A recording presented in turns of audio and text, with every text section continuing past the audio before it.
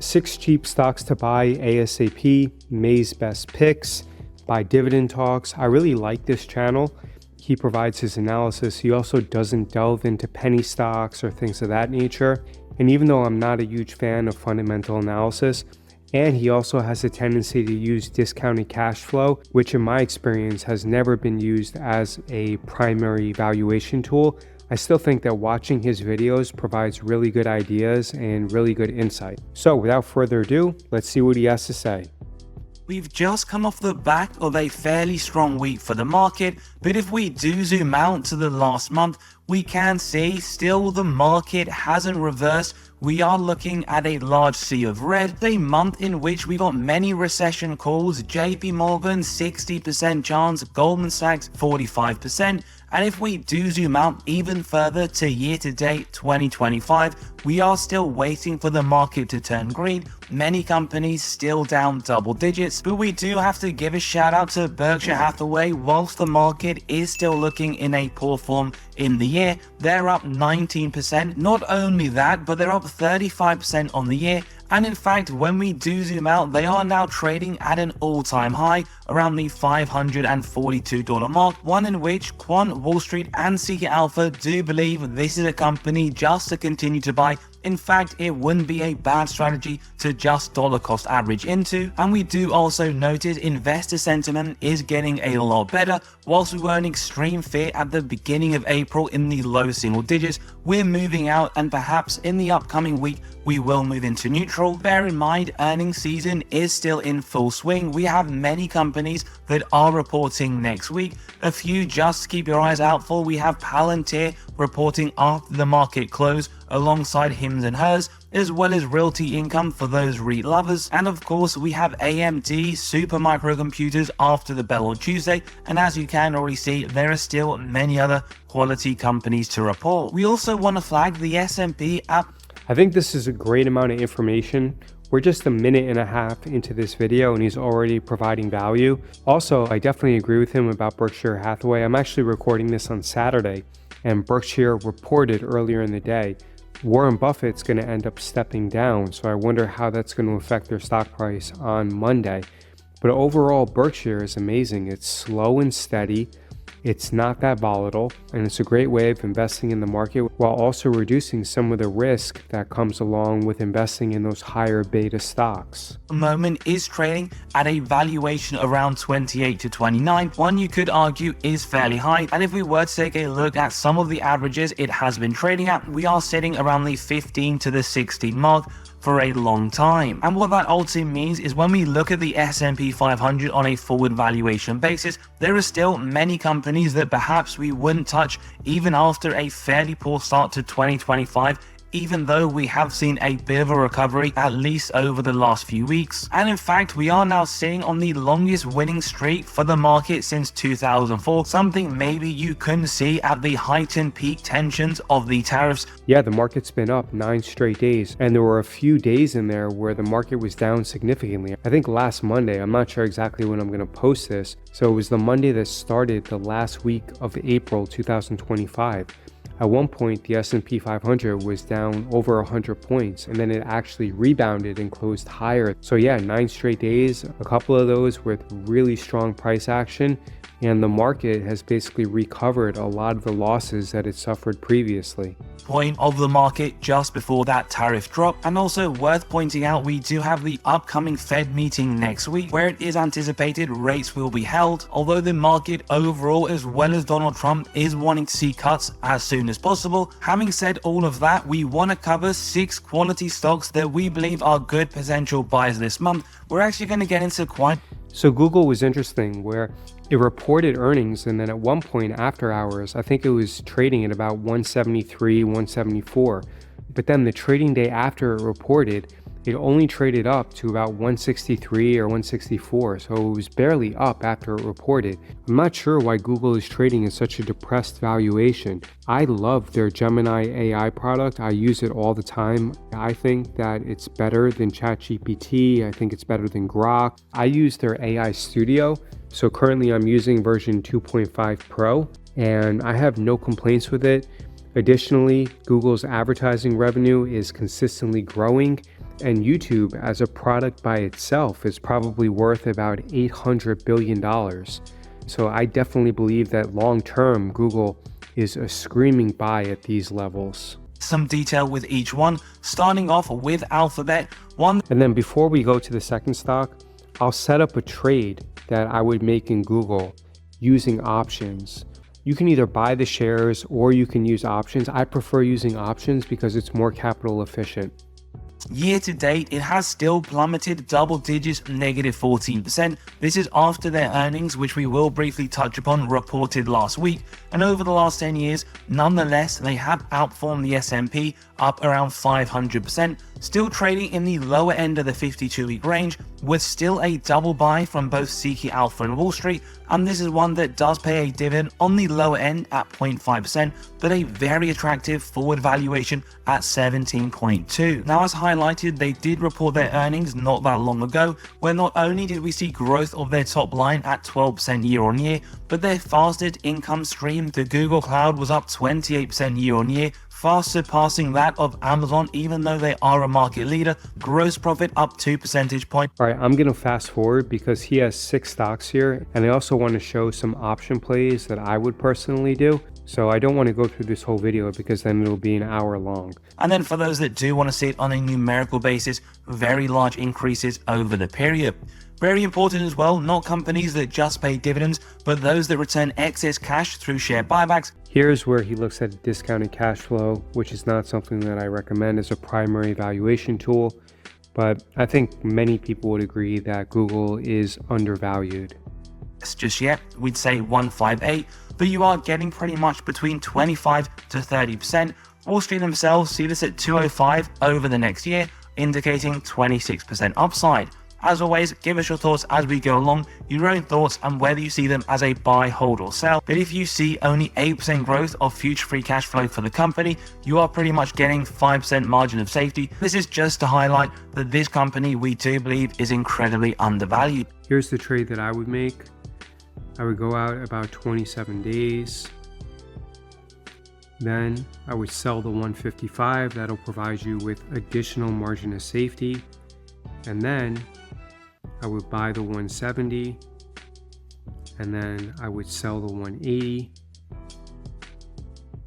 This would then allow me to collect a credit of $65, and simultaneously it'll provide me with $1,000 of upside. And in the worst case scenario, it would also allow me to purchase Google shares at 155. So I would collect a credit when putting this trade on, and my maximum profit would be if Google was trading over $180 at the end of May. And in that scenario, I would profit $1,000 from the call debit spread, plus the $65 that I would make when putting this trade on. Let's check out what his second stock is. From Pepsi, who did lower their guidance. Now they're up 16% over the last year, and year to date up 15%. Over the last 10 years, up 75%. I don't think I've ever owned Coca-Cola. I know that Warren Buffett has owned it for 30 to 40 years. I kind of feel uncomfortable owning something like Coca-Cola, considering that a lot of its products are basically metabolic poison for people. But that being said, though, Coca-Cola is probably one of the most valuable brands, and I definitely have respect for the company. I just don't feel comfortable owning something like that. Let's see what else he says as we skip through the video. Bear in mind, this on that value 20%, pretty much in line with their own 5-year, a bit lower at 927 million. Did in fact increase the dividend at 5.2%.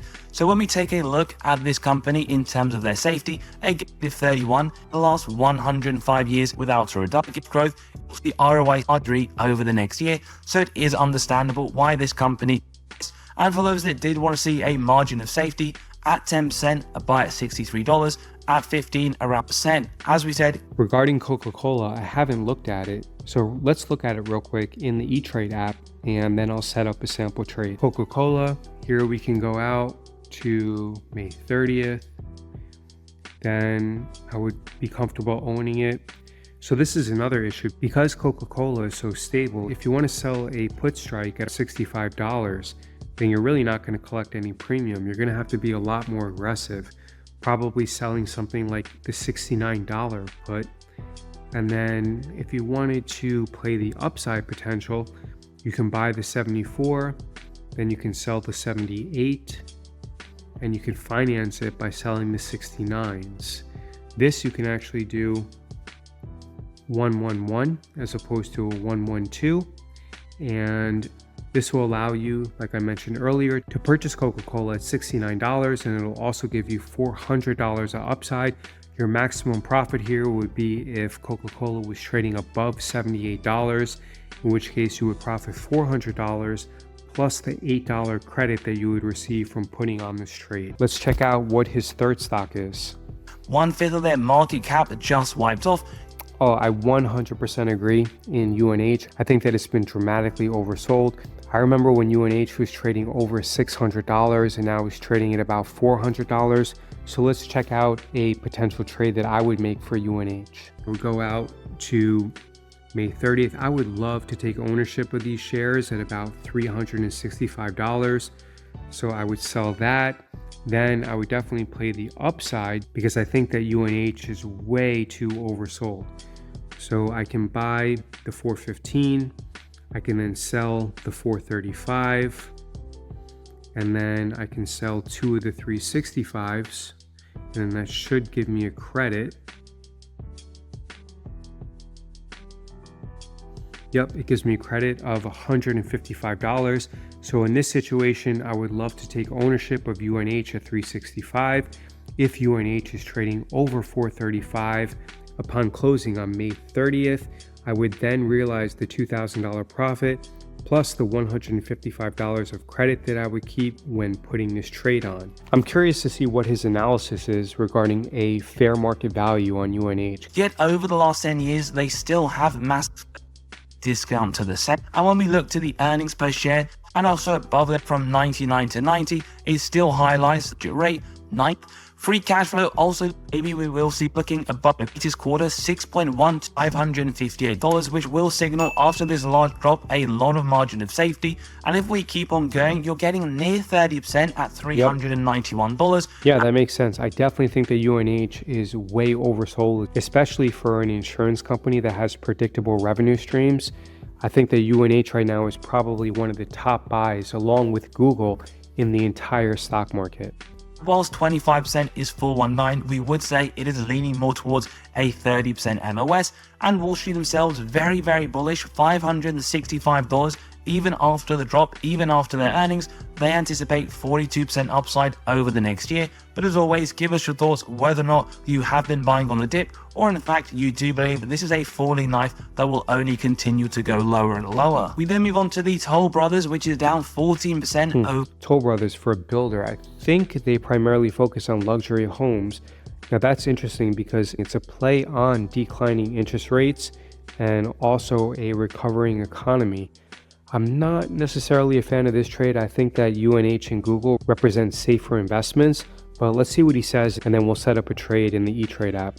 Last year to date down 17%, but over the last 10 years they have outperformed the S&P up 185% on quite a significant pullback towards their 52-week low, with their 50 one of the largest today at around 30% up to $107. Wall Street themselves 141 price target, 34% upside. Give us your thoughts.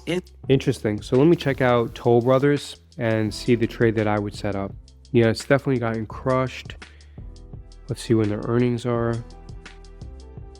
Yeah, their earnings are coming up on May 20th. So if I was going to go to something like June 6th, then I would go pretty far out because due to the earnings, I would still be able to receive a decent amount of premium. I would then sell the 90. That would give me around a $1.30 of credit. If I was bullish on this security, then I can buy the 110 and sell the 115, $8 for $500 of potential upside if Toll Brothers was trading above $115 upon market closing on June 6th, or in the alternative, I would be able to purchase 100 shares of Toll Brothers at $90 a share, which is an amazing value. So this is the trade that I would put on. I'm not putting it on for a credit. Instead, I would put it on for a minor debit. If I wanted to put it on for a credit, then I could either increase this to 111, which would then give me a credit of about $27. Or alternatively, I can increase this from 90 to 91, and then that would give me a further credit. Let's check out what his fifth recommendation is. Is this under the radar company? No, absolutely do get an F, in fact, on the valuation, as the sector does sit a lot lower, and you are paying, in fact, So you have American Express, AXP. This is another stock that Warren Buffett loves. It has really strong brand equity. Let's see what his valuation metrics are. Another one with a nice margin of safety. As we keep going, you're getting bang on 15%, and Wall Street. Let me check it out in the E-Trade app. AXP, it was up a lot last Friday. I would sell either the May 30th or the June 6th, and I could sell the 250 and pick up over $2 a credit. Then I can buy the 285 and then sell the 295 and then sell two of those, buy one of those, and then that'll give me a credit of $123. This would give me a $1,000 upside if American Express was trading over $295 on June 6th at the market closing, plus around $123 of credit that I would receive for putting this trade on. I think this is okay. I like UNH and Google better. And let's check out what his last recommendation is. Wall Street themselves envision 14% quarter, revenue up 16% year on year. It was severe undervalue. So Meta has a situation with the FTC where there's a possibility that it's going to get broken up. I think that the likelihood that it'll get broken up by the FTC is very low, maybe about 20 or 30%. But the market does hate uncertainty, and that's one of the primary reasons why in early April 2025, I think Meta was trading at about $480, but at one time Meta was trading at around $750, so it definitely sold off tremendously relative to where it was trading just a few months earlier. Let's see what his valuation is. The other issue that I have with Meta is that over the past week, it's been very, very strong. So whereas previously you could have bought it at $500, now I think it's trading close to $600 a share. So it's bounced up tremendously off its lows. Wall Street themselves see $720, upside of 21%. The issue that I have is I don't think Meta is going to reach that $700 level until there's a resolution of the FTC case against it. Let's set up a trade in E-Trade when looking at Meta. Here you have Meta. It was up another $25 on Friday. It's trading close to $600. Previously, I think it hit a low of about 480. Yep, it did in early April of 2025. Regarding trades, I would go out to June 6th, and then I would sell the 540. This would give me a lot of credit. It would give me about $6.75. Then I could purchase the 630, and then I can sell the 45s. I can do this on a 1-1-1 basis as opposed to having to sell two of the short puts to finance the call debit spreads. And then my maximum profit here would be $1,500 if Meta was trading over 645 upon closing on June 6, 2025, plus the $217 of credit that I would receive for putting this trade on. This is a pretty good risk reward if you want to think long term, because in the worst case scenario, you can buy 100 shares of Meta at $540. So I like this trade. However, if I had to rank the trades, I would probably rank UNH first and then Google a close second. Then I would put Meta as third, and I wouldn't make any of the other trades. So my top pick out of all these trades would be UNH, and that basically wraps up the video. If you watched this far, then I would definitely appreciate you dropping a like on this video and leave a comment. You can also click on the video that's popping up on your screen right now because YouTube believes that you would enjoy it the most.